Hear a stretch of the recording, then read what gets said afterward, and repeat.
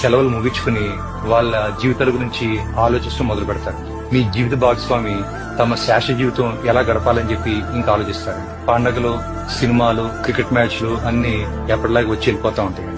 పువ్వులు మళ్ళీ వికసిస్తాయండి. కాలాలు మారుతా ఉంటాయండి. జీవితం మెల్లగా పాత రూపంలోకి వెళ్ళిపోతుందండి. ఈ ప్రపంచం మిమ్మల్ని ఆశ్చర్యకరమైన వేగంతో మర్చిపోతుంది. ఒక సంవత్సరం తర్వాత ఎవరో ఒకరు మీరు లేని ఆనవాళ్ళని ఒక ఫోటోలో చూసి క్షణకాలం ఆగిపోతారు. కొన్నేళ్ళ తర్వాత మీకు బాగా దగ్గర ఉన్న వాళ్ళు కూడా మిమ్మల్ని తక్కువగా గుర్తు పెట్టుకుంటారండి. ఆఖరికి మీ పేరు ఎవరో పలకని రోజు కూడా వస్తుంది. మీరు ఎంతమంది కోసం మీ జీవితం త్యాగం చేశారో, ఎన్ని రాత్రులు కష్టపడ్డారో, ఎన్ని రాత్రులు బాధపడ్డారో, ఎంతమంది కోసం మీరు బతకడం మానేశారో అదంతా కూడా వారికి తాత్కాలికమేనండి. ఇప్పుడు నేను మీకు వేస్తున్న ప్రశ్న ఏంటంటే, ప్రపంచం మిమ్మల్ని మర్చిపోవడానికి వేచి ఉంది. మీరు ఎవరి కోసం పరిగెడుతున్నారు?